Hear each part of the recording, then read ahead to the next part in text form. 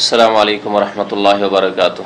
إن الحمد لله نحمده ونستعينه ونستغفره ونعوذ بالله من شرور أنفسنا ومن سيئات أعمالنا من يهده الله فلا مضل له ومن يضلله فلا هادي له وأشهد أن لا إله إلا الله وحده لا شريك له وأشهد أن محمدا عبده ورسوله صلى الله تعالى عليه وعلى آله وصحبه وسلم تسليما كثيرا. يا أيها الذين آمنوا اتقوا الله حق تقاته ولا تموتن إلا وأنتم مسلمون. يا أيها الناس اتقوا ربكم الذي خلقكم من نفس واحدة وخلق منها زوجها وبث منهما رجالا كثيرا ونساء واتقوا الله الذي تساءلون به والأرحام إن الله كان عليكم رقيبا.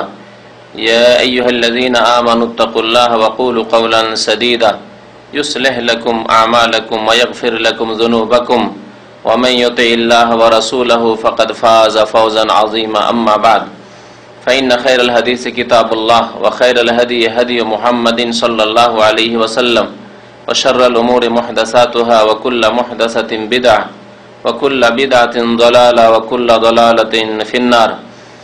أعوذ بالله من الشيطان الرجيم. بسم الله الرحمن الرحيم. يا أيها الذين آمنوا إذا ضربتم في سبيل الله فتبينوا ولا تقولوا لمن ألقى إليكم السلام لست مؤمنا. মহান আল্লাহর সমস্ত প্রশংসা, যে আল্লাহ রাব্বুল আলামিন আমাদেরকে সৃষ্টি করেছেন মানুষ করে এবং আমাদেরকে অসংখ্য মানুষের মাঝে থেকে মনোনীত করেছেন দ্বীন-ই ইসলাম কবুল করার জন্য। দরুদ ও সালাম নাজিল হোক প্রিয় নবী মুহাম্মদুর রাসূলুল্লাহ সাল্লাল্লাহু আলাইহি ওয়াসাল্লামের প্রতি, যার মাধ্যমে আল্লাহ রাব্বুল আলামিন তার নাজিলকৃত দ্বীনকে পূর্ণতা দান করেছেন। আল্লাহুম্মা সাল্লি আলাইহি আল্লাহুম্মা বারিক আলাইহি। এই দ্বীন-ই ইসলাম একটি পূর্ণাঙ্গ জীবন বিধান। দ্বীন-ই ইসলামের এই যে বৈশিষ্ট্য, এই বৈশিষ্ট্য পৃথিবীর কোনো ধর্মে নেই। কিছু দিক রয়েছে, যে সব দিকে হয়তো কিছু দিক নির্দেশনা রয়েছে, শিক্ষা রয়েছে, তারপরে বাকি বহু দিক, বরং অধিকাংশ দিক শূন্য রয়েছে অন্য অন্য ধর্মের। কিন্তু দ্বীন-ই ইসলাম এমন একটি পূর্ণাঙ্গ দ্বীন এবং আল্লাহ রাব্বুল আলামিন সর্বশেষ দ্বীন, যে এই দিন কিয়ামত পর্যন্ত মানব জাতির জন্য এবং জিনের জন্য আল্লাহ রাব্বুল আলামিন ফরজ করেছেন, সেই দিন একটি পূর্ণাঙ্গ জীবন বিধান। এর স্পষ্ট প্রমাণ যে যে কোনো বিষয় দ্বীন ইসলামের নিয়ে নেন, সেই বিষয় সম্পর্কে কোরআন এবং হাদিসে আলোকপাত করা হয়েছে। কোরআনে কারিমে যদি স্পষ্ট না থাকে তাহলে কিছু মৌলিক নীতিমালা রয়েছে এবং প্রিয় নবী মুহাম্মদ রাসূলুল্লাহ সাল্লাল্লাহু আলাইহি ওয়াসাল্লামের হাদিস শরীফে সে সম্পর্কে আলোকপাত করা হয়েছে। যে কোনো বিষয় নিয়ে নেন, সে সম্পর্কে আপনি দিক নির্দেশনা পাবেন। এমনকি ক্ষুদ্র ক্ষুদ্র বিষয়, সেই বিষয় সম্পর্কেও আমাদেরকে পথ নির্দেশনা দান করা হয়েছে। এমন একটি বিষয় আজকের বিষয়বস্তু, তা হচ্ছে সফর। সফর, ভ্রমণ করা, সফর করা, এক জায়গা থেকে অন্য জায়গায় যাওয়া, এক দেশ থেকে অন্য দেশে যাওয়া, এই একটি বিষয়।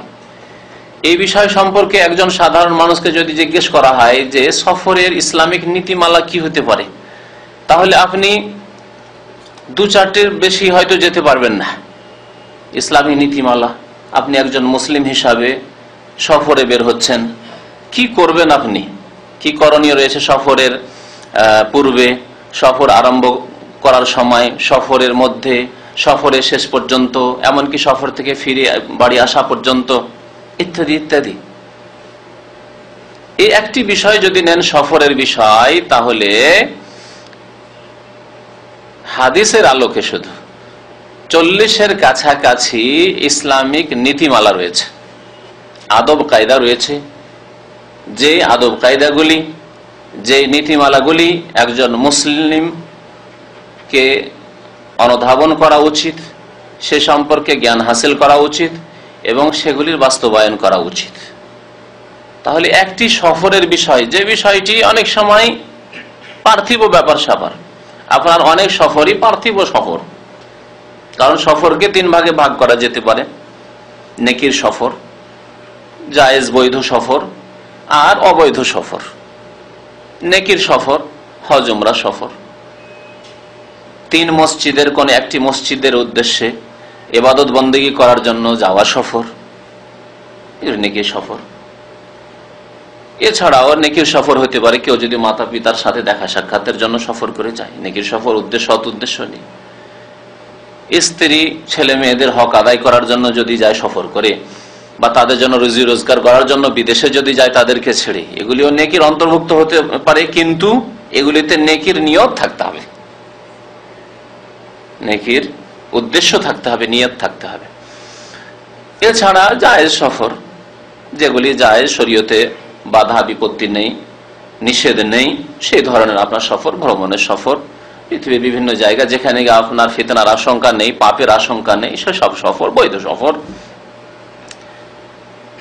আর এমন জায়গার সফর, এমন উদ্দেশ্যের সফর যেখানে গিয়ে গুনাহ হবে, পাপ হবে, বা গুনাহ হওয়ার আশঙ্কা রয়েছে, আপনার দিনের ক্ষেত্রে, ধর্মের ক্ষেত্রে ফিতনার আশঙ্কা রয়েছে, এই ধরনের সফর হচ্ছে নিষিদ্ধ সফর। যেমন কাফের দেশের ভ্রমণ, উদ্দেশ্যবিহীন, শরীয়তি উদ্দেশ্যবিহীন, যেই দেশে গেলে ফিতনার আশঙ্কা রয়েছে, চরিত্র নষ্ট হওয়ার আশঙ্কা রয়েছে, যেই দেশে গেলে আপনার ঈমান, আমল, নামাজ নষ্ট হওয়ার আশঙ্কা রয়েছে, ইত্যাদি ইত্যাদি। বা পাপের উদ্দেশ্যে কেউ সফর করছে, জেনা ব্যভিচার ইত্যাদির জন্য সফর করছে, দেশে হয়তো মাদক দ্রব্য পায় না, মাদক দ্রব্য সেখানে গিয়ে ব্যবহার করার জন্য সফর করছে, ইত্যাদি। এগুলি হচ্ছে হারাম সফর। এই সফরের একটি বিষয়, এই বিষয় সম্পর্কে 40-এর কাছাকাছি ইসলামিক নীতিমালা রয়েছে। আজকে সময় অল্প হলেও সেগুলি খুব সংক্ষেপে আপনাদের সামনে পেশ করব। একজন মানুষ যখন সফর করবেন তখন তাকে প্রথমে কি করা উচিত? জাহিলিয়াতের যুগে, অর্থাৎ প্রিয় নবী মুহাম্মদ রাসূলুল্লাহ সাল্লাল্লাহু আলাইহি সাল্লামের নবুয়ত প্রাপ্তির পূর্বে আরবের মুশরিকরা, মক্কার পৌত্তলিকরা, তারা ভাগ্য নির্ণয় করত যে ভাগ্য ভালো হবে না মন্দ হবে, কিন্তু শিরকি তরিকায়, কুফরি তরিকায় ভাগ্য সম্পর্কে জানতো। আজও অনেক মুসলিমদের মধ্যেও এই রোগ রয়েছে, শিরকি রোগ রয়েছে।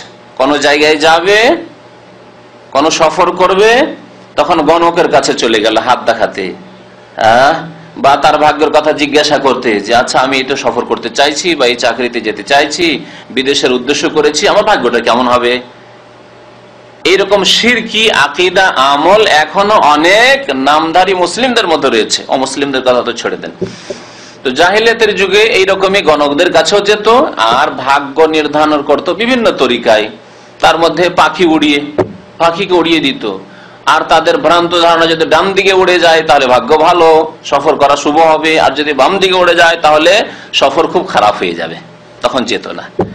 এরকমই তাদের বেশ কিছু তীর রাখা থাকতো, তীরের থলেতে তীর রাখা থাকতো, তীরগুলিকে বের করতো। কোন তীরে লেখা থাকতো হ্যাঁ, কোন তীরে লেখা থাকতো না, কোন তীরে লেখা থাকতো লাবাস, অসুবিধা নেই। তীরগুলিকে না দেখে বের করতো লটারির মতো করে। যদি দেখা হ্যাঁ, তাহলে ঠিক আছে, যাওয়া যাবে, সফরে যাওয়া যাবে। ইস্তিকসাম, আল্লাহ রাব্বুল কোরআনে কারীমে ওয়ান তাস্তাকসিমু বিল আজলাম, তোমরা তীর দ্বারা ভাগ্য নির্ণয় করবে, এই কথা আল্লাহ রাব্বুল কোরআনে উল্লেখ করেছেন। কিসের সাথে? মূর্তি পূজার সাথে, মদের সাথে, জুয়ার সাথে। জি, এগুলিকে হারাম করা হয়েছে। বিভিন্ন হারাম বস্তুর সাথে আল্লাহ রাব্বুল আলামিন এগুলিকে উল্লেখ করেছেন। তো জাহিলিয়াতের যুগে এইভাবে নিজের ভাগ্য সম্পর্কে, যেটি হচ্ছে পর্দার আড়ালে, মানুষের ভাগ্য, ভবিষ্যৎ, আগামীকালকে কি হবে কিছু জানেন না, 1 ঘন্টা পরে কি হবে তা জানেন না আপনি, তাহলে এই যে বন্ধ বক্স, এই যে আপনার ভাগ্যের বক্সে আল্লাহ রাব্বুল আলামিন কি রেখেছেন এ সম্পর্কে জানার জন্য তারা শিরকি কুফরি তরিকা অবলম্বন করত। প্রিয় নবী মুহাম্মদ রাসূলুল্লাহ সাল্লাল্লাহু আলাইহি ওয়াসাল্লাম যখন দ্বীন ইসলাম নিয়ে মহান আল্লাহর পক্ষ থেকে নবুয়ত রিসালাত প্রাপ্ত হয়ে আসলেন, তখন তাদেরকে উত্তম বিকল্প দিলেন। শিরক কুফরি ছেড়ে দিয়ে এমন একটি উত্তম বিকল্প দিলেন যা হচ্ছে আল্লাহর একত্ববাদ তাওহীদ, আর যা হচ্ছে আল্লাহর উপর তাওয়াক্কুল, ভরসা, আস্থা ভরসা, যা হচ্ছে আল্লাহকে এক ও একক মনে করা এবং আল্লাহর শরণাপন্ন হওয়া। আর তার নাম হচ্ছে ইস্তিখারা। ইস্তিখারা মানে কল্যাণ কামনা করা। খায়র চাওয়া, মঙ্গল কামনা করা। ইস্তিখারা করার তরিকা শিখালো ইসলাম।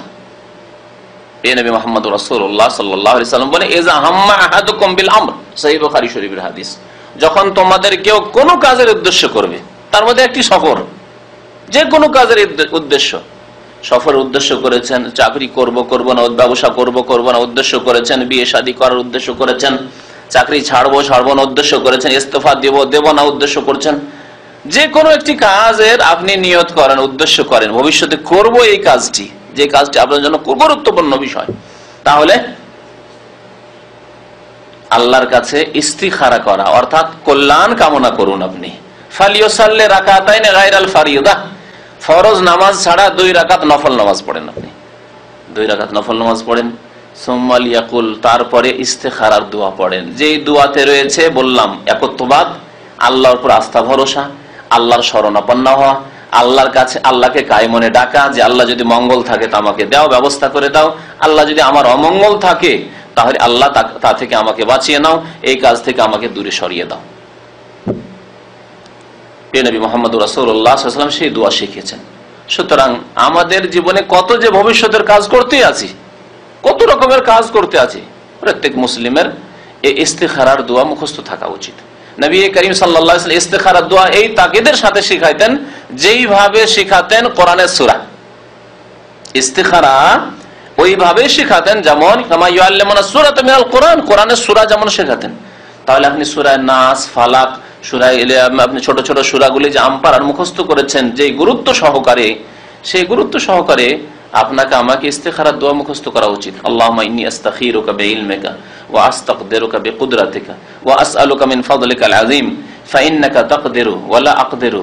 আল্লাহ তুমি সক্ষম, আমি অক্ষম, একেবারে অসহায় আপনি আল্লাহ রাব্বুল দরবারে। আল্লাহর কাছে যখন এইভাবে আপনি দরখাস্ত করবেন না, আপনার ভবিষ্যৎকে আল্লাহ উজ্জ্বল করবেন না? অবশ্যই। ফাইন্নাকা তাকদিরু ওয়া লা আকদিরু ওয়া তা'লামু ওয়া লা আ'লাম, আল্লাহ তুমি ভালো জানো, আমি জানি না আল্লাহ কি হবে না হবে, তবে আমি একটা সিদ্ধান্ত নিচ্ছি, আল্লাহ উদ্দেশ্য করেছি তোমার কাছে এর বরকত চাই, কল্যাণ চাই। ওয়া তা'লামু ওয়া লা আ'লাম ইন্নাকা আনতা আল্লামুল গায়ুব, আল্লাহ তুমি গায়বের সম্পর্কে জ্ঞানী, মহাজ্ঞানী তুমি আল্লাহ। আল্লাহুম্মা ইন কুনতা তা'লামু আন্না হাযাল আমরা খায়রুন লি, আল্লাহ তুমি যদি জানো যে এই কাজটিতে আমার মঙ্গল রয়েছে, কল্যাণ রয়েছে, ফি দীনি ওয়া মাআশি, আমার ধর্মীয় ক্ষেত্রে, আমার ইহ জীবনের ক্ষেত্রে, রুজি রোজগারের ক্ষেত্রে, ওয়া আকিবাতি আমরি, আমার কাজের পরিণতির ক্ষেত্রে। সুবহানাল্লাহ, কত ব্যাপকতা রয়েছে নবী করিম সাল্লাল্লাহু আলাইহি ওয়াসাল্লামের দোয়ায়। ফি আজিলি আমরি ওয়া আজিলিহি, বর্তমানে অথবা ভবিষ্যতে, ফাআকদিরহু ওয়া ইয়াসসিরহু লি সুম্মা বারিক লি ফিহি, আল্লাহ তাহলে সেটি আমার ভাগ্যে নিয়ে এসে দাও এবং সেটিকে সহজ করে দাও এবং তাতে বরকত দাও। ওয়াইন কুনতা তা'লামু আন্না হাযাল আমরা শাররুন লি, আল্লাহ যদি জানো তুমি যে এতে অকল্যাণ রয়েছে আমার জন্য, অনিষ্ট রয়েছে, তাহলে ফি দীনি ওয়া মাআশি ওয়া আকিবাতি আমরি, তাহলে ফাসরিফু আন্নি, আল্লাহ আমাকে সেখান থেকে ফিরিয়ে দাও, এই কাজ থেকে ফিরিয়ে দাও, এই উদ্দেশ্য যে করেছি তাতে ফিরিয়ে দাও। ওয়াসরিফনি আনহু, আর এই কাজটিকে আমার থেকে দূরে সরিয়ে দাও। ওয়াকদুর লিল খায়রা হাইসু কানা সুম্মা আরদিনি বিহি, আর যেখানে আমার জন্য মঙ্গল কল্যাণ রয়েছে তার ব্যবস্থা করে দাও, আর আমার উপর ওয়ারদিনি বিহি, আমাকে তার দ্বারা রাজি করে দাও, সন্তুষ্ট করে দাও, যা তুমি ভাগ্যে দেখেছো আল্লাহ তার উপর আমাকে সন্তুষ্ট হওয়ার তৌফিক দান করো। ইস্তিখারার দোয়া, অধিকাংশ মুসলিমদের ইস্তিখারার দোয়া মুখস্থ নেই। যারা এখানে দিন শিখছেন তাহলে তাদেরকে কতটুকু গুরুত্ব দেওয়া উচিত, যেমন নবী করিম সাল্লাল্লাহু আলাইহি ওয়াসাল্লাম সাহাবায়ে কেরামদেরকে শিখিয়েছেন। তাহলে প্রথম কাজ হচ্ছে সফরের আদবের ক্ষেত্রে যে আল্লাহর কাছে কল্যাণ কামনা করা, যে আল্লাহ এই সফরে আমি নিয়ত করেছি সফরের, আল্লাহ তুমি এর কল্যাণ থাকলে তৌফিক দাও, আর যদি এতে অকল্যাণ থাকে তাহলে এর থেকে আমাকে ফিরিয়ে দাও। সফরের আদব হচ্ছে সফর শুরু করার পূর্বে দোয়াগুলি পড়া।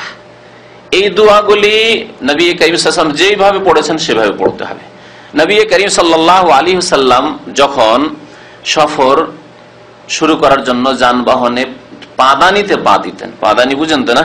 হ্যাঁ, টমটমে চেপেছেন না ঘোড়ার গাড়িতে, তো ঘোড়ার গাড়িতে আবার জানেন যে পা দেওয়ার জায়গাটি থাকে, এই পাদানি বলে। তো পাদানিতে যখন পা দিতে, উঁট তো উঁচা জানোয়ার, উঁচা পশু, তো উঁটের উপরে চাপতে হলে পাদানি থাকতো তাতে। তো পাদানিতে যখন পা দিতেন, রিকাব বলা হয় আরবিতে, তখন নবী করিম সাল্লাল্লাহু আলাইহি ওয়াসাল্লাম বলতেন বিসমিল্লাহ, তারপরে বলতেন পিঠের উপর বসে গিয়ে বলতেন আলহামদুলিল্লাহ। পিঠের উপর যখন বসে গেলেন বলতেন আলহামদুলিল্লাহ। তারপরে বলতেন যানবাহনের দোয়া, সুবহানাল্লাযী সাখখারা লানা হাযা ওয়া মা কুন্না লাহু মুকরিনিন ওয়া ইন্না ইলা রাব্বিনা লামুনকালিবুন। অন্য হাদিসে রয়েছে আরেকটি কথা, যেটাও খেয়াল রাখতে হবে। বিসমিল্লাহ বলতেন, আলহামদুলিল্লাহ বলতেন, তারপরে 3 বার তাকবীর বলতেন, আল্লাহু আকবার আল্লাহু আকবার আল্লাহু আকবার। তাহলে এইভাবে বলা উচিত। প্রথম বিসমিল্লাহ, পাদানিতে পা দিয়ে, তারপর পিঠের উপর বসে গিয়ে বা যানবাহনে, আপনি আজকালকার যানবাহনে আপনি সিটে বসে গেলেন, বসে গিয়ে বলুন আপনি আলহামদুলিল্লাহ যে আল্লাহ আপনাকে এই যানবাহনে বসার তৌফিক দিয়েছেন। অনেকে অক্ষম, ধরেও বসালো বসে থাকতে পারবে না। তারপরে আল্লাহু আকবার আল্লাহু আকবার আল্লাহু আকবার, আল্লাহ মহান 3 বার বলেন। তারপরে এই দোয়া পড়েন, সুবহানাল্লাযী সাখখারা লানা হাযা, মহান আল্লাহ, সেই আল্লাহ পাক ও জাত, তিনি পাক ও পবিত্র, তার তাসবিহ পবিত্রতা ঘোষণা করছি। আল্লাযী সাখখারা লানা হাযা, যিনি আমার জন্য এই যানবাহনকে অনুগত করে দিয়েছেন। যানবাহন যদি আমার আপনার অনুগত না হয় তাহলে কি হবে? অ্যাক্সিডেন্ট হবে না? অ্যাক্সিডেন্ট কখন হয়? যখন কন্ট্রোল থাকে না যানবাহনের উপর, আপনার আয়ত্তে থাকে না, আপনার ড্রাইভারের আয়ত্তে নেই, পাইলটের আয়ত্তে নেই, তখন ওয়া মা কুন্না লাহু মুকরিনিন, আমার ক্ষমতা ছিল না আমার অধীনে করার। এই যানবাহনকে আমি যে আমার অধীনে করে নেব, এই ক্ষমতা আমার ছিল না। এই ক্ষমতা কে দিয়েছেন? আল্লাহ রাব্বুল আলামিন। ওয়া ইন্না ইলা রাব্বিনা লামুনকালিবুন, তবে নিঃসন্দেহে একদিন আল্লাহর কাছে ফিরে যেতে হবে। আজকে যানবাহনে চড়ে যদিও গন্তব্যস্থানে পৌঁছে যায়, যতই নিরাপদ থাকে, একদিন মরতে হবে না? হবে না? যে কোনো অবস্থায় মরতে হবে। কেউ বেঁচে থাকার জন্য আসেনি। ওয়া ইন্না ইলা রাব্বিনা লামুনকালিবুন, এই কথার অঙ্গীকার। যতই আপনি যানবাহনের দামি দামি যানবাহনের মালিক হয়ে যান না কেন আপনি, কিন্তু একদিন আল্লাহর কাছে যেতে হবে সবকিছু ছেড়ে। ওয়া ইন্না ইলা রাব্বিনা লামুনকালিবুন। আমাদের দেশে যে রোগটি রয়েছে এই প্রসঙ্গে বলা প্রয়োজন, তা হচ্ছে যে আমাদের দেশে অধিকাংশ মানুষ, সাধারণ থেকে এক শ্রেণীর মৌলভী হুজুর গুলো, এই যানবাহনের দোয়া পড়তে জানে না। কোরআনে কারীমের আয়াত কি পড়ে? জলজাহাজে, পানি জাহাজে বা পানি পথে যে সওয়ারি রয়েছে, সেই সওয়ারিতে চাপার দোয়া পড়ে। হ্যাঁ, নূহ আলাইহিস সালাম যে পড়েছিলেন, বিসমিল্লাহে মাজরিহা ওয়া মুরসাহা ইন্না রাব্বি লাগাফুরুর রহিম। এটি যখন পানি পথে আপনি সফর করবেন তখনকার দোয়া এটি। ওয়া ক্বালা আরকাবু ফিহা, আল্লাহ বলেন ইরকাবু ফিহা, এই কিস্তিতে চেপে যাও, এই পানি জাহাজে, আর বলো ওয়া ক্বালা আরকাবু ফিহা বিসমিল্লাহি মাজরিহা ওয়া মুরসাহা ইন্না রাব্বি লাগাফুরুর রহিম। তাহলে এই দোয়া যানবাহনে চাপার দোয়া নাই, যে দোয়া এক শ্রেণীর লোকেরা শিখায়, যাদের মধ্যে রয়েছে জাহালাত, আর আমাদের সাধারণ মানুষের মধ্যে অজ্ঞতার কারণে এই দোয়াই পড়তে থাকে। আমাদের দেশের অধিকাংশ মানুষকে জিজ্ঞাসা করে দেখেছি, বলুন তো ভাই যানবাহনে চাপার দোয়া কি? বলে বিসমিল্লাহি মাজরিহা। নবী করিম সাল্লাল্লাহু আলাইহি সাল্লামের তাহলে সুন্নাত মনে রাখেন, যখন পানিতে সফর করবেন, আপনি শিপে নৌকোতে চাপবেন, তখন বিসমিল্লাহি মাজরিহা পড়ুন আপনি। আর যখন আপনি স্থল যানবাহনে বা উড়োজাহাজে চাপবেন আপনি, তখন আপনি পড়ুন সুবহানাল্লাযী সাখখারা লানা হাযা ওয়া মা কুন্না লাহু মুকরিনিন ওয়া ইন্না ইলা রাব্বিনা লামুনকালিবুন। তারপরে সফরের দোয়া, এটা হলো যানবাহনে চড়ার দোয়া। তাহলে সফরের দোয়া কি? অধিকাংশ মুসলিম ভাইদের মুখস্থ নেই, অথচ এই দোয়া এত গুরুত্বপূর্ণ, আল্লাহু আকবার। আর এর অর্থ এত সুন্দর যে আল্লাহ রাব্বুল আলামিনের যদি অকাট্য ফয়সালা না থাকে তকদিরে, তো ইনশাআল্লাহ তাআলা আল্লাহ আপনার হেফাজত করবেন। এই দোয়া যদি ভুলে না যান, অকাট্য ফয়সালা যদি থাকে যে আপনার মত আছে, তাহলে তো একদিন মরতে হবে। আপনি কি দোয়া পড়ে মত থেকে বেঁচে যাবেন? তবে আল্লাহর অকাট্য ফয়সালা যদি না থাকে, তাহলে বিপদ আপদ মুক্ত ইনশাআল্লাহ তাআলা আপনি গন্তব্য স্থানে পৌঁছিবেন। সেই দোয়াটি কি? আল্লাহুম্মা ইন্না নাসআলুকা ফি সাফারিনা হাযা আল বিররা ওয়াত তাকওয়া ওয়া মিনাল আমালি মা তারদা আল্লাহুম্মা হাওবিন আলাইনা সাফারানা হাযা ওয়া তুবি আন্না বুদা আল্লাহুম্মা আনতাস সাহিবু ফিস সাফার ওয়াল খলিফাতু ফিল আহল আল্লাহুম্মা ইন্না নাউযু বিকা মিন ওয়াসাইস সাফার ওয়া কাআবাতিল মানজার ওয়া সুইল মুনকালাব ফিল মালি ওয়াল আহল। সৌদি এয়ারলাইন্সে যারা সফর করেছেন এই দোয়াটি পড়ায়, জানি না অন্য এয়ারলাইন্সে পড়ায় কি পড়ায় না, কিন্তু যেহেতু আমরা প্রায় সফর করি সৌদি এয়ারলাইন্সে, তো সৌদি এয়ারলাইন্সে এই দোয়াটি পড়ায়, সুন্নতি দোয়া, যা নবী করিম সাল্লাল্লাহু আলাইহি ওয়াসাল্লাম সফরে পড়তেন, সাহাবায়ে কেরামদেরকে শিক্ষা দেন। আল্লাহুম্মা ইন্না নাসআলুকা ফি সাফাইনা হাযাল বিররা। সময় অল্প, সেই জন্য অনেক দোয়ারই হয়তো অর্থ বলার সময় হবে না। নবী করিম সাল্লাল্লাহু আলাইহি ওয়াসাল্লাম বলতেন, হে আল্লাহ, তোমার কাছে আমি কামনা করি, নাসআলুকা, তোমার কাছে আমি সওয়াল করি, কামনা করি, ফি সাফারিনা হাযা, আমার এই সফরে, আল বিররা, নেকি, আল্লাহ নেকি, যাতে করে এই সফরে নেকি করে ফিরে আসতে পারি।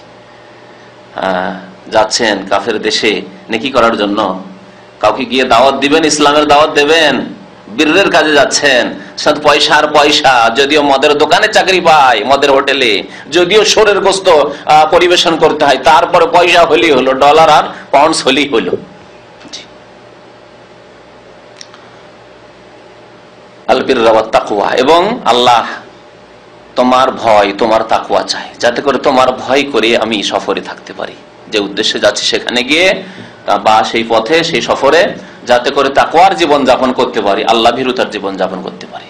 ওয়া মিনাল আমালি মা তারদা, আল্লাহ এমন আমল তোমার কাছে কামনা করি যাতে তুমি রাজি হয়ে যাও, যাতে রাজি হয়ে যাও। এই সফরে এমন কোনো কাজ না হয়, আমার দ্বারা আমল না হয়, যাতে তুমি অসন্তুষ্ট হয়ে যাও, এমনটা যেন না হয়। মিনাল আমালি মা তারদা। আল্লাহ মাহাউবিন আলাইনা সাফারানা হাযা, আল্লাহ আমার এই সফরকে তুমি সহজ করে দাও, সফরকে আমার সহজ করে দাও।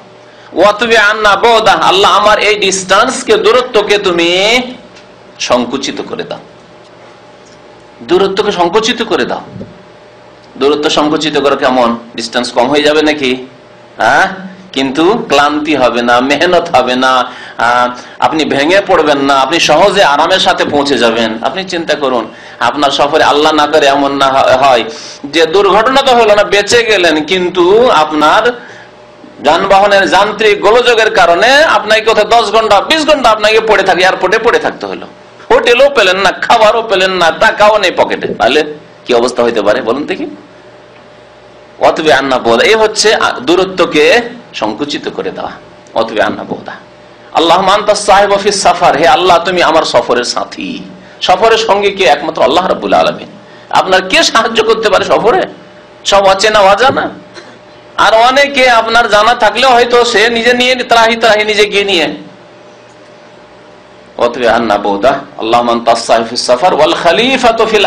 আল্লাহ পেছনে যে আমার পরিবার পরিজন, ছেলে মেয়ে সবাইকে ছেড়ে এলাম, তাদের তুমি খলিফা, তাদের তুমি দেখাশোনার মালিক আল্লাহ রাব্বুল আলামিন। আল্লাহুম্মা ইন্না নাউযু বিকা মিন ওয়াসাইস সাফার, হে আল্লাহ তোমার কাছে আশ্রয় কামনা করি এই সফরের কষ্ট ক্লেশ থেকে, ওয়া কাআবাতিল মানজার, আর খারাপ দৃশ্য থেকে, ওয়াসুইল মুনকালাব ফিল মালি ওয়াল আহল, আর বাড়ি ফিরে এসে যাতে করে নিজের ধন, নিজের জন, পরিবার, আত্মীয়দের মধ্যে কোনো খারাপ অবস্থা না দেখি। আল্লাহু আকবার, কত সুন্দর!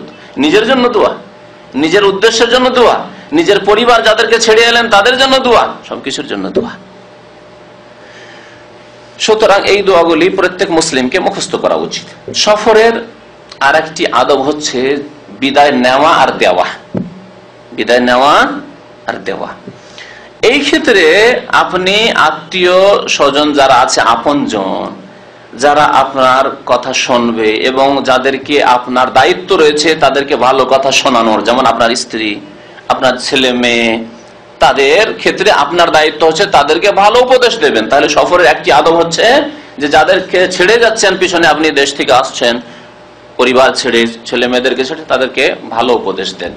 ভালো উপদেশ কি দেবেন? তাকওয়ার উপদেশ। নবী করিম সাল্লাল্লাহু আলাইহি ওয়াসাল্লাম অহরহ তাকওয়ার উপদেশ দিতেন। যে কোনো খুতবা যখন শুরু করতেন তখন কি বলতেন? 3টি আয়াত পড়তেন, যে আয়াতগুলিতে বারবার তাকওয়ার কথা, ইয়া আইয়ুহাল্লাযীনা আমানুত্তাকুল্লাহ, আমানুত্তাকুল্লাহ, আল্লাহকে ভয় করো, আল্লাহকে ভয় করো। উসিকুম বিতাকওয়াল্লাহ বলতেন নবী করিম সাল্লাল্লাহু আলাইহি ওয়াসাল্লাম যখন খুতবা পড়তেন, তখন উসিকুম ওয়া নাফসি বিতাকওয়াল্লাহ, আমি নিজেকে এবং তোমাদেরকে তাকওয়ার ওসিয়ত করি, উপদেশ দান করি। তাহলে উপদেশ দিতে হবে আল্লাহ ভীরুতার, কারণ আল্লাহকে ভয় করলে সমস্ত করণীয় কাজ করবে, ঠিক কিনা? আর আল্লাহকে ভয় করলে সমস্ত বর্জনীয় কাজ ত্যাগ করবে। বাস একটি বিষয়ের প্রয়োজন আছে, যেই ব্যক্তি আল্লাহকে ভয় করে তাকে নামাজ পড়তে বলতে হবে না, তাকে রমজান কখন আসছে তাকে জানাতে হবে না, সে নিজে থেকে জানবে। কখন তার যাকাত ফরজ হচ্ছে, বছর পুরা হচ্ছে, যাকাত দিতে হবে, তাও বলতে হবে না। কত টাকা তার হচ্ছে, যাকাত দিতে হবে, বলতে হবে না। তার হজ ফরজ হয়ে গেছে, টাকা হয়ে গেছে, মক্কা মুকাররমা পৌঁছা, তাকে বলতে হবে না যে তাড়াতাড়ি করো, তার তাকওয়া তাকে বাধ্য করবে। তাহলে করণীয় কাজের জন্য তাকওয়া বাধ্য করবে, বর্জনীয় কাজ ত্যাগ করতে তাকওয়া বাধ্য করবে। নবী করিম সাল্লাল্লাহু আলাইহি ওয়াসাল্লাম তাকওয়ার উপদেশ দিতেন সবাইকে। সুতরাং আপনি একজন গার্জেন হিসাবে বা একজন যোগ্য ব্যক্তি, যে সমাজে আপনার ভাইরা, আপনার আত্মীয়রা আপনার কথা শুনবে, আপনি তাদেরকে আল্লাহ ভীরুতার উপদেশ, তাকওয়ার, আল্লাহকে ভয় করবে। সমস্ত নেক আমলের মূল হচ্ছে তাকওয়া, আর সমস্ত পাপ থেকে বাঁচার মূল হচ্ছে তাকওয়া, আল্লাহ ভীরুতা। তার সাথে সাথে দুনিয়াবি কিছু উপদেশ থাকে, পার্থিব উপদেশ, এই কাজগুলি করে নিও, এই কাজগুলি ভুলিও না। দুনিয়ার যেগুলি কাজ, সাংসারিক কাজ হতে পারে, আর অন্য কোনো কাজ হতে পারে। তারপরে আপনি হয়তো কিছু ঋণ করজ আছে, পরিশোধ করতে পারলেন না, সেগুলির বিশেষ করে উপদেশ যে এই অমুক অমুকের টাকা পয়সা আমানত আমার কাছে আছে, তা আমি দিতে পারলাম না, তা তোমরা দিয়ে দিও। এই ধরনের যে উপদেশগুলি জরুরি উপদেশ, সেই উপদেশগুলি দিতে হবে, উপদেশ দিতে হবে, আর উপদেশ নিতেও হবে, এটিও সুন্নাত। নবী করিম সাল্লাল্লাহু আলাইহি সাল্লামের নিকটে একজন সাহাবী আসলেন, আর আসার পরে বললেন, ইন্নী উরিদু সাফারান ইয়া রাসূলুল্লাহ, আমি সফরে যেতে চাই, বাইরে যেতে চাই, যে কোনো সফর ছিল। নবী করিম সাল্লাল্লাহু আলাইহি ওয়াসাল্লাম বললেন, উসিকা বিতাকওয়াল্লাহ, তোমাকে আল্লাহ ভীরুতার উপদেশ দান করছি। তাহলে বোঝা গেল যে আপনার চাইতে নেক ব্যক্তি যদি আপনার কাছাকাছি থাকে, আপনার চাইতে সৎ ব্যক্তি যদি কাছাকাছি থাকে, আপনার চাইতে যোগ্য ব্যক্তি যদি কাছাকাছি থাকে, যেমন মাতা পিতা, আপনার চাইতে যোগ্য ব্যক্তি আপনার মাতা পিতা, বিশেষ করে দিনদার যদি হয়, আর আপনার আম্মা আব্বার দোয়া কবুল হয়, এই কথাও জানা রয়েছে। অথবা আপনার কোনো ওস্তাদ রয়েছে, আপনার গ্রামের কোনো নেক আলেম রয়েছেন, পরেজগার আল্লাহওয়ালা লোক রয়েছেন, তাহাজ্জুদ করা মানুষ রয়েছেন, ইত্যাদি ইত্যাদি। আপনার চাইতে যোগ্য ব্যক্তি দিনের দিক দিয়ে যদি থাকে, ইলমের দিক দিয়ে থাকে, আমলের দিক দিয়ে থাকে, তাহলে তার কাছে দেখা সাক্ষাৎ করা, যে আমি সফরে যাচ্ছি, তিনি উপদেশ দেবেন। তার উচিত যেই ব্যক্তি সফর করছে তাকে কি করবে?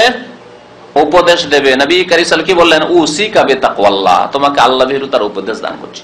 তাহলে আপনারও দায়িত্ব হচ্ছে আপনার অধীনস্থ যারা রয়েছে তাদেরকে তাকওয়ার উপদেশ দেওয়ার। আপনিও আপনার চাইতে যোগ্য ব্যক্তির কাছ থেকে কিছু ওসিয়ত নেন, উপদেশ নেন। হতে পারে একটি মূল্যবান কথা বলবে যেটি আপনার অন্তরে গেঁথে যাবে, আর সেই কাজটি আপনার সারা জীবনে কাজ দেবে, শুধু সফরে নয়, সারা জীবনে কাজ দেবে। কারণ অনেক সময় সামান্য হয়তো অল্প একটি কথা কিন্তু সারা জীবন ধরে মনে থাকে, আর ওই কথায় আপনার জীবনের যে জীবনে আপনি পাপের পথে বা অন্যায়ের পথে অনেক সময় চলে যেতেন, সেখান থেকে আপনি ইউটার্ন করে ফিরে চলে আসলেন একটি কথার কারণে। মাঝে মাঝে মনে আসে ওই মূল্যবান কথাটি। তাহলে কখন কোন ব্যক্তি যে একটি সামান্য কথার দ্বারা হিদায়াত পেয়ে যায় বলা যায় না। সুতরাং আপনি নিজেকে বেশি যোগ্য না মনে করে আপনার চাইতে যোগ্য ব্যক্তি খুঁজবেন। যদি এলিমে আপনি যোগ্য হন, তা আমলে কেউ যোগ্য আছে হয়তো। আমলে যদি আপনি যোগ্য হন যে আপনি তাহাজ্জুদ গুজার, আরো তো তাহাজ্জুদ গুজার খুঁজেই পাই না, এত পরেজগার খুঁজেই পাই না আমি, তাহলে এলিমে হয়তো কেউ যোগ্য আছে। তো ভালো মানুষদের কাছ থেকে দোয়া নেওয়া এবং উপদেশ নেওয়া, এ হচ্ছে সফরের আদব। সফরের আদব সম্পর্কে কি বলছিলাম? বিদায় নেওয়া আর দেওয়া, তাই না? এই বিদায় নেওয়া আর দেওয়ার সময় এই কিছু আদব রয়েছে, আরো কিছু আদব রয়েছে। নবী করিম সাল্লাল্লাহু আলাইহি সাল্লাম যখন কোনো মানুষকে বিদায় করতেন তখন এক দোয়া পড়তেন, আর যেই ব্যক্তি বিদায় নিত সেও দোয়া পড়ত। এই ক্ষেত্রেও দোয়া রয়েছে। দ্বীন-ই ইসলাম যে পূর্ণাঙ্গ জীবন বিধান, চিন্তা করুন। আপনি সফরে যাচ্ছেন, আপনাকে আপনার আত্মীয় স্বজন বন্ধু বান্ধব বিদায় করছে, আর আপনি বিদায় নিচ্ছেন। দুই শ্রেণীর লোকেরাই দোয়া পড়বে। যে ব্যক্তি বিদায় নিচ্ছেন, বিদায় নিয়ে যাচ্ছেন, তিনি কি পড়বেন? তিনি পড়বেন আস্তাউদিউকাল্লাহ বা আস্তাউদিউকুমুল্লাহ। যে দুই একাধিক লোক বিদায় করে আপনাকে বিদায় করার সময় অনেকে রয়েছেন, তাহলে বহু বচন ব্যবহার করতে আস্তাউদিউকুমুল্লাহ দীনাকুম ওয়া আমানাতাকুম ওয়া খাওয়াতিম আমালিকুম। আল্লাহর সুপর্দ করছি, আস্তাউদিউ মানে আল্লাহকে আমানত দিচ্ছি। তোমার দিন বা তোমাদের দিন, তোমাদের ধর্ম, আল্লাহ যেন তোমাদের দিনের ধর্মের হেফাজত করে, ইমানের হেফাজত করে। ওয়া আমানাতুকুম, তোমাদের আমানতের যেন হেফাজত করে। ওয়া খাওয়াতিমা আমালিকুম, এবং তোমাদের শেষ আমলের, অন্তিম আমলের যেন আল্লাহ হেফাজত করে। অর্থাৎ শেষ জীবনটা যাতে করে আল্লাহ রাব্বুল আলামিন উত্তম রাখে, ভালো রাখে। কারণ শেষ জীবনের উপর মানুষের রেজাল্ট নির্ভর করছে। শেষ জীবনের উপর মানুষের রেজাল্ট নির্ভর করে না, দুনিয়ার রেজাল্ট তো নির্ভর করছে। ক্লাস 1 থেকে ফার্স্ট ডিভিশন খুব পাস করলেন, আর মাধ্যমিকে গিয়ে ফেল। 9 পর্যন্ত তো ভালো, একবার ফার্স্ট ডিভিশন, আর মাধ্যমিকে গিয়ে কি ফেল। মাধ্যমিকও পাশ করলেন, উচ্চ মাধ্যমিক আর গ্রাজুয়েশনে গিয়ে ফেল। কাজ আসবে কিছু? বেকার হয়ে গেল সব, আপনার ফার্স্ট ডিভিশন সারা জীবনে বেকার হয়ে গেল। ইন্নামাল আমালু বিল খাওয়াতিম, নবী করিম সাল্লাল্লাহু আলাইহি ওয়াসাল্লাম বলেছেন। তাহলে আপনি 15 বছর থেকে মাশাআল্লাহ নামাজ শুরু করেছেন, আর কোনো ফরজ ওয়াজিব ছাড়েননি, আর কোনো গুনাহ করেননি, যৌবন খুব ভালো কেটেছে। সারা জীবন ভালো করতে করতে করতে শেষ জীবনে গিয়ে ইবলিসের মতো কিছু পয়সা হয়ে গেল, তখন আপনি ব্লু ফিল্ম দেখা শুরু করলেন। হ্যাঁ, এতদিন ছিল না পয়সা, ব্লু ফিল্ম দেখা শুরু করলেন, এখন পয়সা হয়েছে। এখন এসে যখন এই যে সব ফিল্ম দেখা শুরু করলেন আর পাপ করা শুরু করলেন, তখন নামাজ রোজা কোথায়? নামাজের সময় কোথায়? সারা রাত ব্লু ফিল্ম আর ফজর পড়বেন কি করে আপনি? হ্যাঁ, পাপ করা শুরু করলেন আপনি।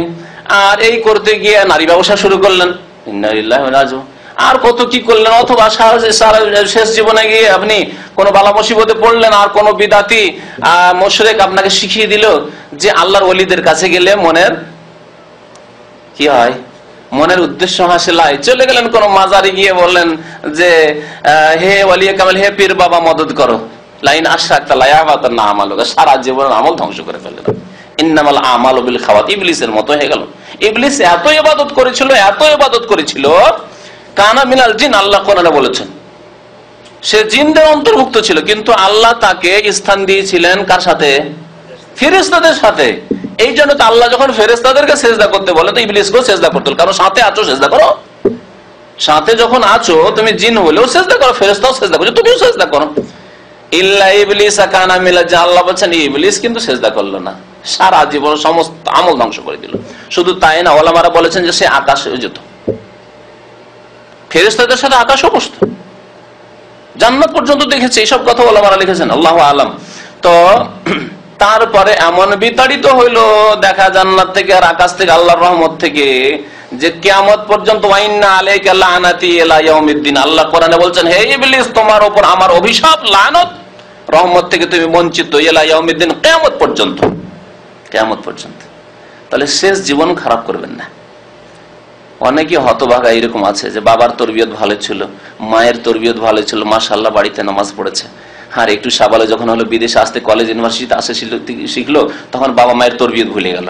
বা হয়তো দেশে তো ভালোই ছিল, কেন দেশের বংশ খুব সম্ভ্রান্ত বংশ, নামাজি বংশ, দিনদার বংশ, বিদেশে এসে ফাসেক ফাজেরদের সাথে, পাপীদের সাথে এসে এমন পাপ করা শুরু করলো যে কোথায় নামাজ, কোথায় রোজা, আর পাপে ডুবে গেল। হতভাগা, ওই ইবলিসের মতো জাহান্নামে যেতে হবে। ইন্নামাল আমালু বিল খাওয়াত, মানুষের আমল নির্ভর করে শেষ আমলের উপর। আর একজন মানুষ যদি প্রথম কালে পাপও করে থাকে, তাই বলে আপনি জেনে শুনে পাপ করবেন না, কারণ জানেন না তো যে কখন আপনার শেষ সময় আছে, জানেন কি? সুতরাং এই ধোকায় থাকবেন না যে এখন তো অনেক সময়, এখন তো 25 বছর বয়স আছে, তো সময় তোবা করে নেব, চলবে। সব সময় মনে করতে হবে যে আজকে আমার শেষ সময়, কাল আর হবে না, সূর্য উঠবে না আর আমার, তাহলে আপনার জীবনটি সুন্দর থাকবে। ইন্নামাল আমালু বিল খাওয়াতিম। প্রথম দিকে যদি ভুল হয়ে থাকে, ওর উপর আক্ষেপ করার কিছু নেই, এখন তওবা করতে হবে, ভালো নেক আমল করতে হবে, এবং ওই যে ঘাটতি হয়ে গেছে সেই ঘাটতি পূরণের জন্য আপনাকে যথাযথ চেষ্টা করতে হবে। ফরজ ওয়াজিবাতের সাথে যত নফল ইবাদত বন্দি করতে পারেন আপনি, দান খায়রাত করতে পারেন, এই করে নেকি বাড়াইতে হবে, শেষ আমলকে সুন্দর রাখতে হবে। তো নবী করিম সাল্লাল্লাহু আলাইহি সাল্লাম এই দোয়া শিখিয়েছেন ওই ব্যক্তিকে, যে ব্যক্তি কি করে, তার দোয়াটি সফর করে, যে ব্যক্তি সফর করে যাচ্ছে। আর যারা বিদায় করছেন, বিদায় করছেন আত্মীয় স্বজন, একজন মুসাফির সফরে যাচ্ছেন আর সবাই বিদায় করছেন, তারা বলবেন আস্তাউদিউল্লাহ আল্লাযী লা তাযিউ ওয়াদাইউহু, আস্তাউদিউল্লাহ আল্লাযী লা তাযিউ ওয়াদাইউহু, আল্লাহর সুপুর্দ করছি, আল্লাহকে দিয়ে দিচ্ছি এই আমানত, অর্থাৎ আমার ছেলে যাচ্ছে, আমার স্বামী সফরে যাচ্ছে, আমার বাবা যাচ্ছে, ইত্যাদি ইত্যাদি, যে কেউ যাচ্ছে, আল্লাহকে সুপুর্দ করে দিচ্ছি, আল্লাহকে আমানত দিয়ে দিচ্ছি, যার আমানত নষ্ট হয় না। লা তাযিউ ওয়াদাইহু, আল্লাহর আমানত নষ্ট হয় না। আমার কাছে, আপনার কাছে আমানত নষ্ট হওয়ার সম্ভাবনা আছে কি নেই? আপনি আমার কাছে 10,000 রিয়াল রেখেছিলেন, বেঈমানিও হইতে পারে, আর চুরি ডাকাতি ছিনতাইও হয়ে যেতে পারে, হতে পারে না? নষ্ট হয়ে যেতে পারে, আগুন লেগে গেল, আল্লাহ না করে, যে কোনো লোকের এরকম বিপদ আপদ আসতে পারে। তাহলে আপনার আমানত অন্য কোন মানুষের কাছে রাখলে বিভিন্ন রকম ভাবে সে আমানত ধ্বংস হয়ে যেতে পারে, ডিপোজিট ধ্বংস হয়ে যেতে পারে। কত ব্যাংক শেষ হয়ে যাচ্ছে, ব্যাংকে টাকা রেখেছেন, কিছুই পেলেন না আপনি, তাহলে মানুষের আমানত, মানুষের কাছে আমানত রেখে ধ্বংস হয়ে যেতে পারে, কিন্তু আল্লাহ রাব্বুল আলামিনের কাছে আমানত রাখে লা তাযিউ ওয়া দায়ু, নষ্ট হয় না তার আমানত। তো আমার এই ছেলে বা আপনজন যে সফরে যাচ্ছে, একে আল্লাহকে আমানত দিয়ে দিলাম, এই দোয়া পড়তে হবে। সফরের আদব, সফরের আরেকটি আদব হচ্ছে যে সফরে যখন চলবেন, সে আপনি গাড়িতেই থাকেন আর পায়ে হাঁটেন, উঁচু জায়গায় চললে কি বলতে হবে? আল্লাহু আকবার, সুবহানাল্লাহ নয়, আল্লাহু আকবার। আর নিচু জায়গায় নামলে, ঢালু জায়গায় নামলে সুবহানাল্লাহ। রহস্য কি? রহস্য বলতে পারেন? উপরে চললে আল্লাহু আকবার, কারণ মানুষ যখন উপর দিকে যায় তখন অহংকার আসতে পারে, আমি কি যেমন তখন নাকি, আমি তার প্লেন ছাড়া বাসে চাপি না, এখান থেকে রিয়াদ যেতে হলো প্লেনে চাপি, আর জেদ্দা যেতে হলো প্লেনে চাপি, মক্কা মদিনা গেলেও প্লেনে চাপি, আমি আর নিচে না, আমি সবসময় উপরে। তাহলে উপর দিকে গেলে অহংকার আসতে পারে। তাই তখন স্মরণ করিয়ে দেওয়া হচ্ছে আল্লাহু আকবার, মধ্যে তুমি যতই বড় হয়ে যাও না কেন, আল্লাহু আকবার, আল্লাহ সবকিছু চাইতে বড়, আল্লাহু আকবার, আল্লাহ সবকিছু চাইতে বড়। আর যখন নিচু দিকে নামছেন আপনি ঢালুতে, তখন সুবহানাল্লাহ কেন বলবেন? আমি কত দুর্বল, আমাকে নিচেও নামতে হচ্ছে, আমি কত দুর্বল, আমাকে নিচেও নামতে হচ্ছে। পক্ষান্তরে আল্লাহ রাব্বুল আলামিন সমস্ত দুর্বলতা থেকে মুক্ত, পাক, সুবহানাল্লাহ, আল্লাহর পবিত্রতা ঘোষণা করছি। হিকমত হচ্ছে তাহলে সুবহানাল্লাহ আর আল্লাহু আকবার বলতে হবে উঁচু নিচু জায়গায়। নবী করিম সাল্লাল্লাহু আলাইহি সাল্লাম সফরের আরেকটি আদব বলেছেন, যখন সফর করবে তখন সাথে কুকুর রাখবে না বা ঘন্টা বাজনা রাখবে না। সফর করছেন আর সাথে যদি বাজনা থাকে বা সাথে কুকুর থাকে, আজকালকার ইহুদি, নাসারা, খ্রিস্টান, কাফের, তাদের সাথে স্ত্রী না থাকতে পারে, ছেলে মেয়ে না থাকতে পারে, কেউ না থাকতে পারে, কিন্তু কুকুর থাকবে মাস্ট, ঠিক কিনা? কুকুরকে আদর যত্ন করে নিয়ে যেতে হবে। আর কুকুরের অধিকারের জন্য যে সেবা যত্ন কাফের দেশগুলিতে চলছে, মানুষের সেবা যত্নে সেই কাজ হয় না, যদিও তারা মানবাধিকার করে, বিশেষ করে মুসলিমদের ক্ষেত্রে তাদের বৈরী আচরণ। কুকুরের সাথে তাদের বন্ধুত্ব, কুকুর সাথে থাকলে আল্লাহর রহমতের ফেরেশতা থাকে। লা তাসহাবুল মালায়েকাতু রুফকা, নবী করিম সাল্লাল্লাহু আলাইহি ওয়াসাল্লাম বলছেন, মুসলিম শরীফের হাদিস, সেই সফরের লোকদের সাথে ফেরেশতা থাকে না, রহমতের ফেরেশতা, বরকতের ফেরেশতা। ফিহা কালবুন, যাদের সাথে কুকুর থাকে, আও জারাসুন, অথবা ঘন্টা থাকে, বাজনা থাকে, বাদ্যযন্ত্র থাকে, মিউজিক থাকে। তাহলে একটি উদাহরণ দিই, আজকালকার মানে যান্ত্রিক সভ্যতার যুগের একটি উদাহরণ দিই। আপনার মোবাইল তো পকেটে আছে, এমন কোন মানুষ নেই যার কাছে আজকাল মোবাইল নেই, ঠিক কিনা? আর কিছুদিন পরে যে কি হবে আল্লাহ পাকই জানে। তো এই 5 বছর 7 বছর আগে যে কথা মানুষের চিন্তার মধ্যে ছিল না, পকেটে মোবাইল। আর অধিকাংশ মুসলমান, বাদ দেন কাফেরদের কথা, অধিকাংশ মুসলমানদের পকেটে যে মোবাইল আছে তাদের মিউজিক। সফরে যাচ্ছেন আর মাঝে মাঝে ঢন ঢন ঢন ঢন ঢন ঢন ঢন ঢন করছে, কেউ বাংলাদেশের মিউজিক লাগিয়ে রেখেছে, কেউ জাতীয় গান, কেউ জাতীয় কিছু, এই সব লাগিয়ে রেখেছেন। যাকে যেটা ভালো লেগেছে ব্যাস মিউজিক হইতে হবে, সাধারণ রিং চলবে না, অচল। আর যারা তৈরি করছে সেই কাফেররাও বুঝে গেছে যে সাধারণ গুলি চলে না, সেই জন্য একটি মোবাইল কিনেন আপনি 2টি হয়তো পাবেন না, সাধারণ রিং 2টি পাবেন না, বাকিগুলি সবগুলি মিউজিক, ঠিক কিনা বলেন? এই অবস্থা। তাহলে আপনার পকেটে যদি মোবাইল থাকে আর তাতে যদি মিউজিক থাকে, তাহলে আপনার সাথে রহমতের ফেরেশতা নেই, বরকত নেই সফরে। মুসাফিরের আরেকটি আদব হচ্ছে যে একা সফর করা অপছন্দনীয়। নবী করিম সাল্লাল্লাহু আলাইহি ওয়াসাল্লাম অপছন্দ করতেন, না পছন্দ করতেন। কি জন্য? একা সফর করলে কোনো দুর্ঘটনা ঘটতে পারে, কে খোঁজ নেবে আপনার? কিন্তু আপনার যদি একজন আপনজন পরিচিত মানুষ থাকে, আল্লাহ না করে অসুস্থ হয়ে গেলেন, আল্লাহ না করে আপনি কোন রকমের মুসিবতে পড়ে গেলেন, তাহলে সে সাথ দিতে পারে। কমের পক্ষে খবরটা তো দিতে পারবে, খবরটা তো আপনার বাড়িতে দিতে পারবে যে এই হয়েছে।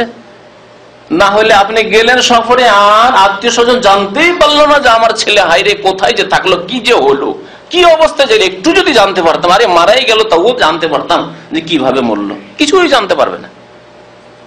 আর একা সফর করলে বিপদ আপদ বেশি আসতে পারে, স্বাভাবিক। নবী করিম সাল্লাল্লাহু আলাইহি ওয়াসাল্লাম একা সফর করাকে অপছন্দ করেছেন, সে যেই যুগই হোক না কেন। তবে কখনো কখনো যেখানে বিপদের আশঙ্কা বেশি সেখানে কঠোর নিষিদ্ধ। যেখানে একা সফর করলে বিপদের আশঙ্কা বেশি, রাস্তায় রাহাজানি হচ্ছে, রাস্তায় খুন হচ্ছে, বিপদ আপদ বেশি, তাহলে একা অবশ্যই সফর করা যাবে না। আর যদি নিরাপদ সফর হয় তাহলে সফর করা জায়েজ, তবু অনুত্তম, একাধিক ব্যক্তি হওয়া উচিত। বরং নবী করিম সাল্লাল্লাহু আলাইহি সাল্লাম বলেছেন আস-সালাসাতু রাকবুন, কওমের পক্ষে 3 জন সফর করবে, কওমের পক্ষে 3 জন সফর করবে। নবী করিম সাল্লাল্লাহু আলাইহি সাল্লাম একটি হাদিসে বলেছেন লাউ ইয়ালামুন নাসু মা ফিল ওয়াহদাতি মা সারা আহাদুন ওয়াহদাহু বিলাইলিন, মানুষ যদি জানতো যে একা সফর করলে কি বিপদ হয়, মানুষ যদি জানতো একা সফর করলে কি হয়, কি বিপদ হয়, দেখেন অস্পষ্ট রাখা হয়েছে বিপদকে। এই বিপদ মানুষের পক্ষ থেকে হইতে পারে, এই বিপদ জিনের পক্ষ থেকে হইতে পারে, বহু রকমের বিপদ হইতে পারে, স্বাস্থ্যগত বিপদ হইতে পারে। তাহলে মা সারা আহাদুন ওয়াহদাহু বিলাইল, তাহলে রাত্রে কেউ একা মোটেই সফর করতো না, বিশেষ করে রাত্রির কথা নবী করিম সাল্লাল্লাহু আলাইহি ওয়াসাল্লাম বলছেন, রাতে একা কখনো সফর করবে না। যদি বিপদের কথা জানতো, ক্ষতির কথা জানতো। আর মনে রাখবেন যে শয়তান জিন রাত্রে বেরোয়, যখন সন্ধ্যা হয়ে যায় তখন বিচরণ করে।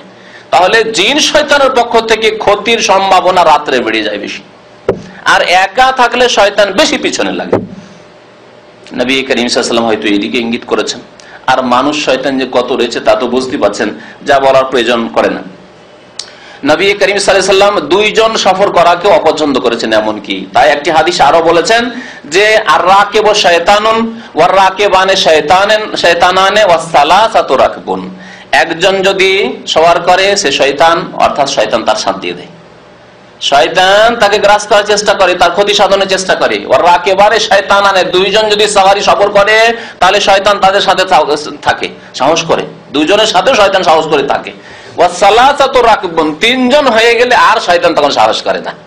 আর যদি যে দোয়াগুলি বললাম সেগুলি পড়ে যদি ঠিকভাবে আপনি সফর করেন তাহলে শয়তান 3 জনের কাছে চান্স পায় না। তাহলে 3 জন কমের পক্ষে হওয়া উচিত সফরে, হজের সফরই হোক আর উমরা সফরই হোক, ভালো সাথী খুঁজে নেন। সফরের ক্ষেত্রে আরেকটি আদব মনে রাখবেন এখানে, যে সফরে যে সঙ্গীদেরকে নেবেন সেই সঙ্গীগুলি নেক সঙ্গী, সৎ সঙ্গী হইতে হবে। এটি হচ্ছে সফরের একটি আদব। কারণ খারাপ সঙ্গী আর ভালো সঙ্গীর একটি উপমা দিয়েছেন নবী করিম সাল্লাল্লাহু আলাইহি ওয়াসাল্লাম। বলতে পারেন কি উপমা? হ্যাঁ, ভালো সঙ্গীর উদাহরণ হচ্ছে যে আতর বিক্রেতা আতরের দোকানে যেয়ে বসলেন, আপনি আতরের দোকানে যদি বসেন আর নাও কেনেন তো এক একটু করে দিতে দিতে অনেক কিছু হয়ে যাবে, তাই না? হ্যাঁ, গোটা শরীর একবারে সুগন্ধি হয়ে যাবে। আর আতরের দোকানে না বসে যদি আপনি কামারশালায় বসেন, কামারশালা বুঝেন তো না? হ্যাঁ, কামারের দোকানে গিয়ে যেখানে কামারশালা আছে বসেন, তাহলে কি হবে? কিছুক্ষণ পরে জামা কাপড় দেখবেন সব কালো হয়ে গেছে।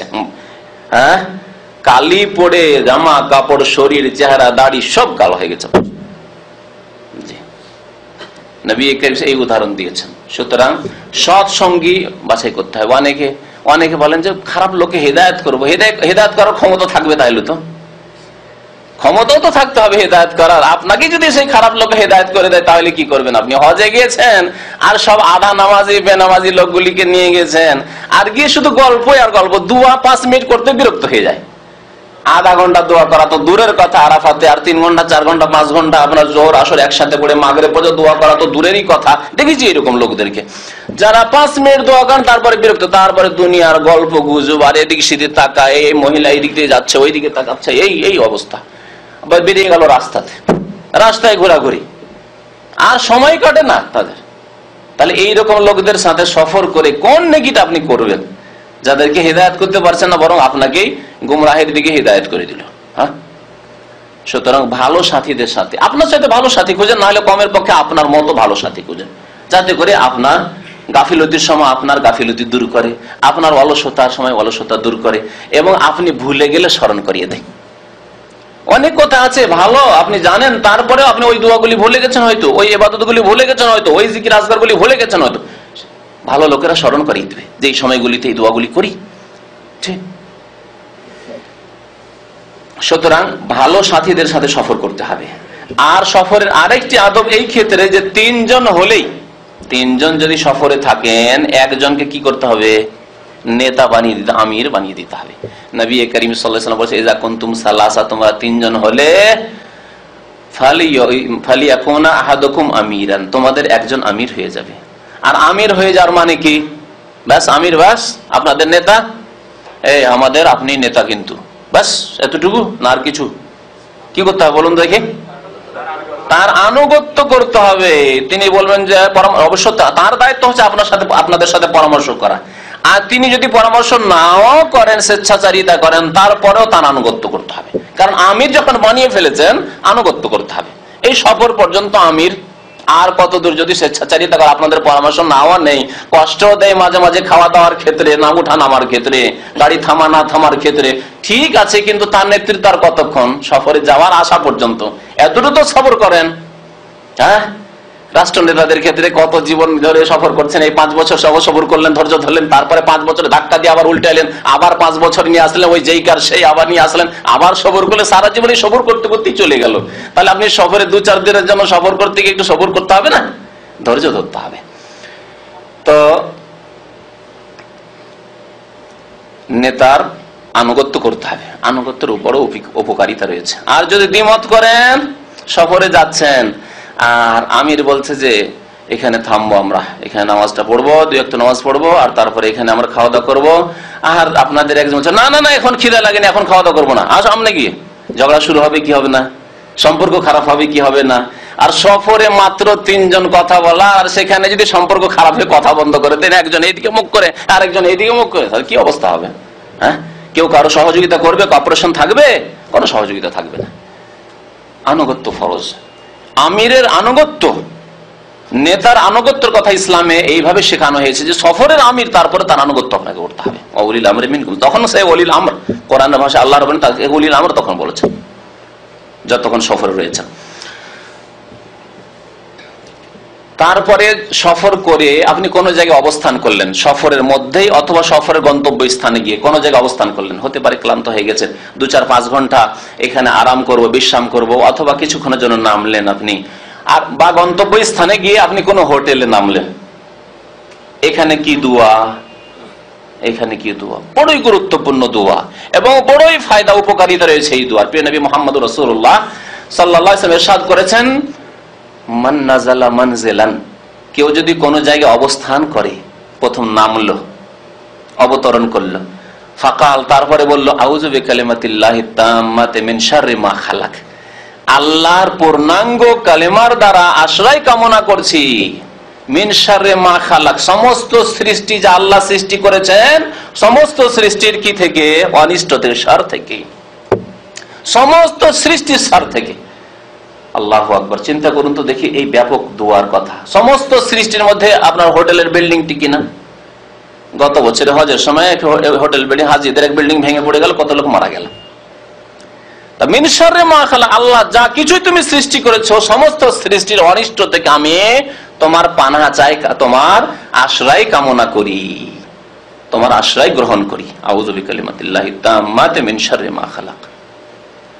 সমস্ত সৃষ্টির মধ্যে মানুষ, সমস্ত সৃষ্টির মধ্যে জিন, সমস্ত চোর ডাকা, সমস্ত সৃষ্টির মধ্যে আপনার সাপ বিচ্ছু ইত্যাদি সব কিছু শামিল। যদি কোনো মানুষ কোনো জায়গায় অবতরণ করে সফরে, সফরের মধ্যে অথবা সফরের শেষে গিয়ে, আর যদি এই দোয়া পড়ে, নবী করিম সাল্লাল্লাহু আলাইহি ওয়াসাল্লাম কি বলছেন? লাম ইয়াদুররুহু শাইউন হাত্তা ইয়ারতাহিলা মিন মানজিলিহি যালিকা, কোনো কিছুই তার ক্ষতি সাধন করতে পারবে না, কোনো কিছুই তার ক্ষতি সাধন করতে পারবে না যতক্ষণ পর্যন্ত সেই জায়গা থেকে সে প্রস্থান না করে নেবে, সেই জায়গা না ছেড়ে দেবে। বুঝতে পারলেন?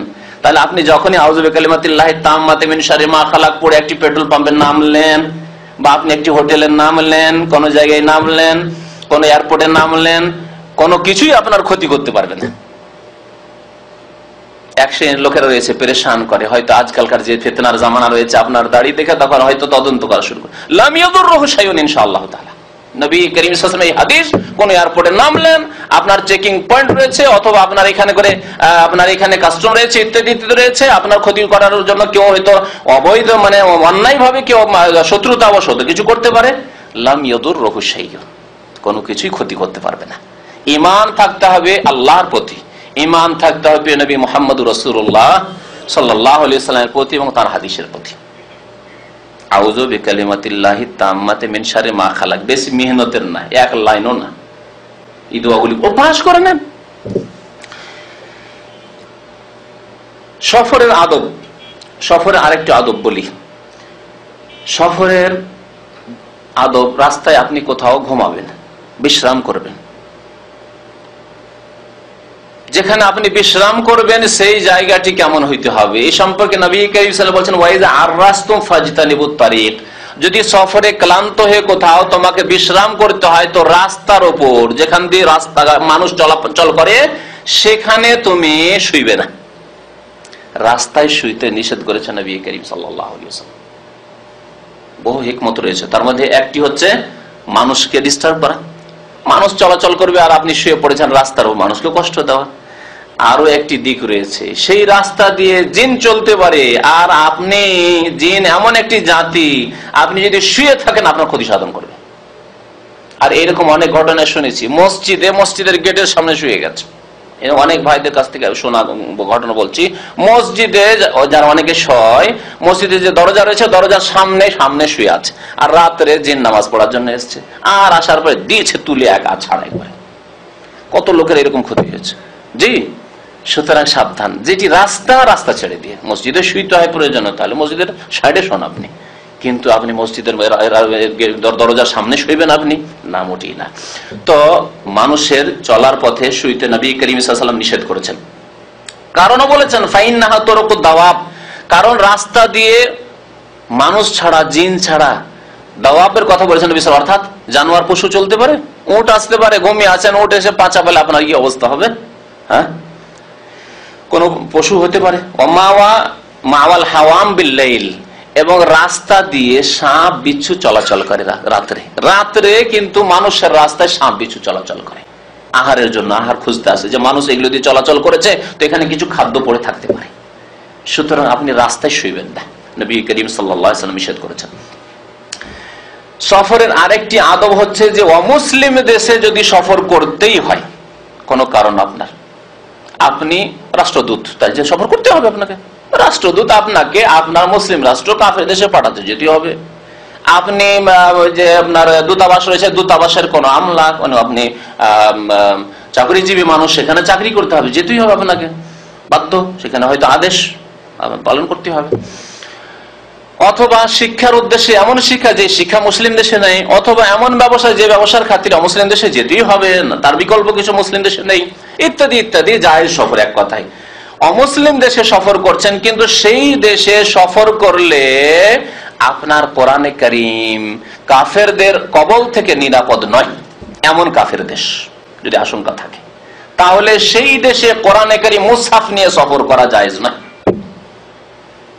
তাহলে বোঝা গেল অমুসলিম দেশ দুই ভাগে ভাগ করা যেতে পারে।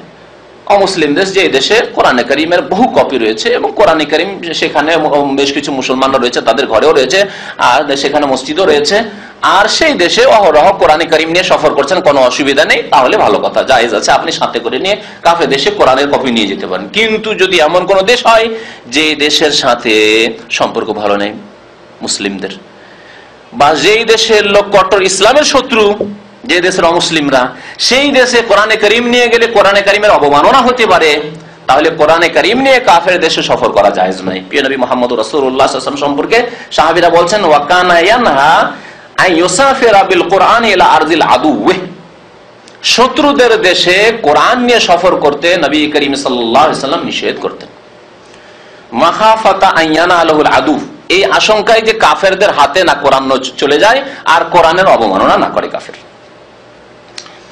মহিলাদের ক্ষেত্রে সফরের আদব, নবী করিম সাল্লাল্লাহু আলাইহি ওয়াসাল্লাম বলেছেন যে কোন মহিলাকে যদি সফর করতে হয় তো তার সাথে মাহরাম অবশ্যই থাকতে হবে। লা তুসাফিরুল মারআতু ইল্লা মা মাহরাম, মাহরাম অর্থাৎ যার সাথে তার স্থায়ীভাবে বিয়ে হারাম, এইরকম ব্যক্তির সাথে, বাবার সাথে।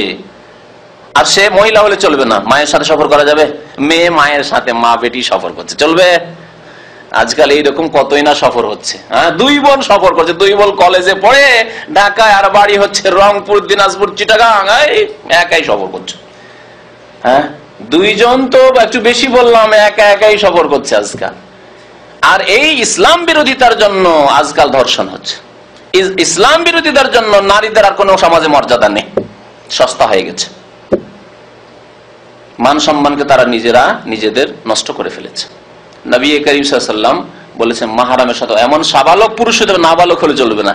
যেমন ছেলে 5 বছরের ছেলে 7 বছর 10 বছর 12 বছর এখনো সাবালক ছেলে হয়নি, আর 10 বছরের ছেলেকে নিয়ে মা যাচ্ছে, আমার মাহরাম আমার ছেলে তো আছে 10-12 বছরের, ফর্ম ফিল আপ করতে পারে, এয়ারপোর্টে যে কাজগুলির প্রয়োজন হয় সেগুলিও করতে পারে, চলবে না? চলবে না, মাহরাম নয় যতক্ষণ সাবালক নয়। সাবালক হইতে হবে, পুরুষ হইতে হবে, মহিলা হইলে হবে না, এবং স্থায়ীভাবে তার সাথে বিবাহ শাদী হারাম হইতে হবে। তাহলে ভগ্নিপতি চলবে, দেবর চলবে, ভাসুর চলবে, এগুলি হচ্ছে ফিতনা, এগুলি হচ্ছে আমাদের সমাজের ফিতনা, যাদের তাদের সাথে স্থায়ীভাবে বিয়ে হারাম নয়। আপনার বোন মারা গেলে বিয়ে জায়েজ হয়ে যাবে, বোনকে তালাক দিয়ে দিলে বিয়ে জায়েজ হয়ে যাবে, তাই না? স্বামী তালাক দিয়ে দিলে দেবরের সাথে ভাসুরের সাথে বিয়ে জায়েজ হবে, স্বামী মারা গেছে দেবর ভাসুরের সাথে বিয়ে জায়েজ হবে, তাহলে এরা মাহরাম নয়। আর আমাদের দেশে এত কুসংস্কার আছে, স্বামীর সাথে এক শ্রেণীর লোকেরা স্বামীর সাথে নতুন নতুন বউ যদি সফর করে তো আইবের ব্যাপার, দোষের। কত নির্লজ্জ রে, বেহায়া, লজ্জা নেই, একবারে বিয়ে করে আস্তে আস্তে ঘুরে বেড়ায় স্বামীর সাথে। আর যদি দেবরের সাথে যায় কোনো ব্যাপার নাই, কোনো ব্যাপার নাই দেবরের সাথে সফর করা। কুসংস্কার, শরীয়ত বিরোধী কাজ। আর এই জন্য কত যে পাপ হচ্ছে আর কত যে দুর্ঘটনা হচ্ছে, আল্লাহ বিহি আলিম, আল্লাহ ভালো জানে।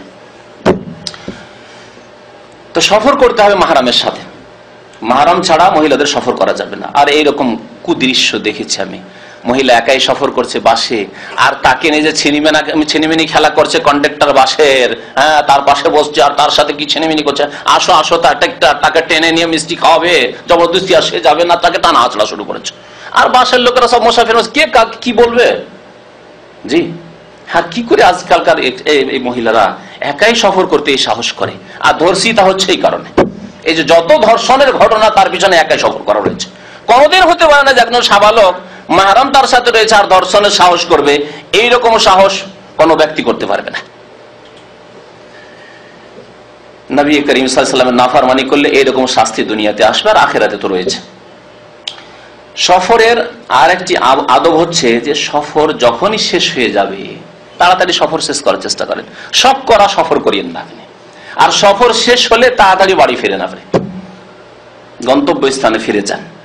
নবী করিম সাল্লাল্লাহু আলাইহি ওয়াসাল্লাম বলেছেন আস-সাফারু কিতআতুম মিনাল আযাব, সফর হচ্ছে আযাবের একটি অংশ। সুতরাং তোমাদের সফর যখন শেষ হয়ে যাবে তখন ফালিয়াজাল ইলা আহলিহি, পরিবারের কাছে তাড়াতাড়ি ফিরো, শখ করে বিদেশে থাকতে নেই, তাড়াতাড়ি করে পরিবারের কাছে ফিরতে হবে। কারণ সফরই কষ্ট, যতই আপনাকে 5 স্টার হোটেলে রাখুক তারপরে আপনি আরাম পাবেন না। আর আপনার যদি খড়ের বাড়িও থাকে সেখানে আপনি নিজের পরিবার ছেলে মেয়েদেরকে নিয়ে আরাম পাবেন। সুতরাং সফর তাড়াতাড়ি শেষ করতে হবে, যখনই কাজ শেষ সফর শেষ। সফর শেষে যখন বাড়ি ফিরবেন তখন ইসলামিক আদব হচ্ছে যে স্ত্রীকে জানিয়ে পৌঁছিতে হবে, বিশেষ করে রাত্রে আসলে।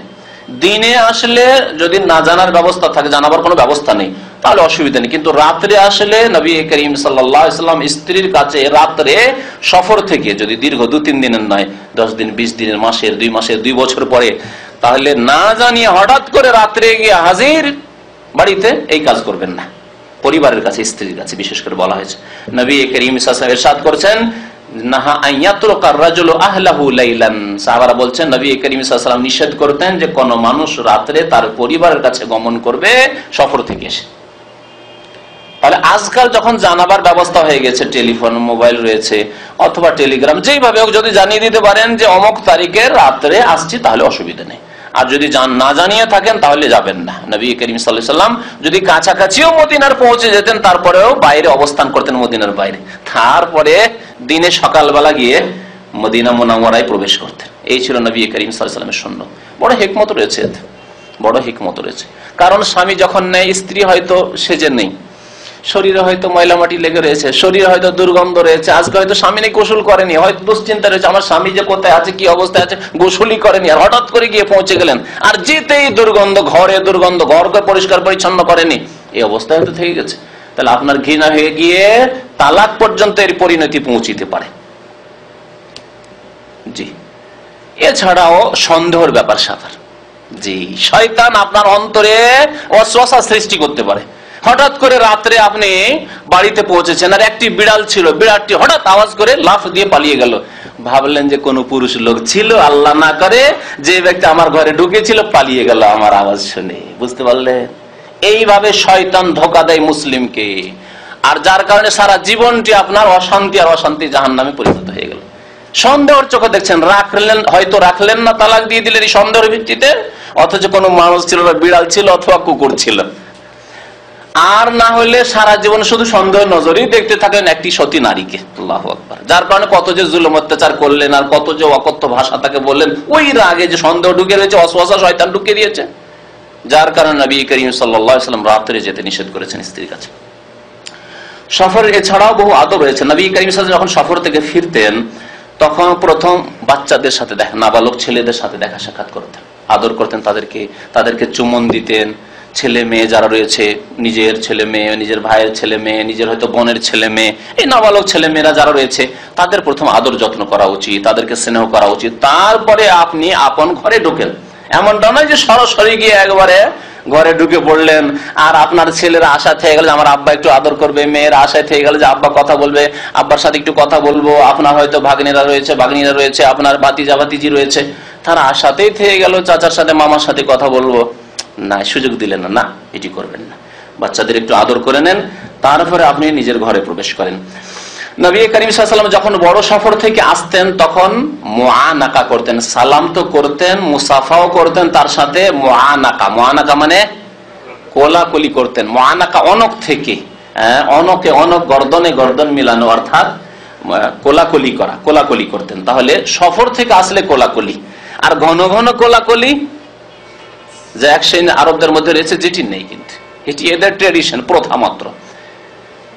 প্রতিদিন হয়তো দেখা হচ্ছে, কালকেও দেখা হয়েছে, আজকেও দেখা হইলেই শুধু কোলাকুলি করতে হবে, নেই। এটা সফর থেকে আসছেন, বেশ দীর্ঘদিন পরে দেখা সাক্ষাৎ হচ্ছে, উনি যার সাথে দেখা করছেন তিনি সফর থেকে এসছেন, অথবা আপনি সফর থেকে এসছেন, তাহলে আপনি মুআনাকা করেন, এটি হচ্ছে সুন্নাত। আর নবী করিম সাল্লাল্লাহু আলাইহি ওয়াসাল্লাম এইভাবে সফর মুআনাকা করতেন। কোন লোকের সাথে এরকম মুআনাকা করতেন না যখন তখন দেখা হচ্ছে, আর মুআনাকা করতেন, এরকম করতেন না। নবী করিম সাল্লাল্লাহু আলাইহি ওয়াসাল্লামের সফর ক্ষেত্রে আরেকটি সুন্নাত ছিল যে যখন মদিনায় পৌঁছিতেন তখন প্রথম মসজিদে আসতেন, মসজিদে আসার পরে 2 রাকাত নামাজ পড়তেন, তারপরে বাড়িতে ঢুকতেন।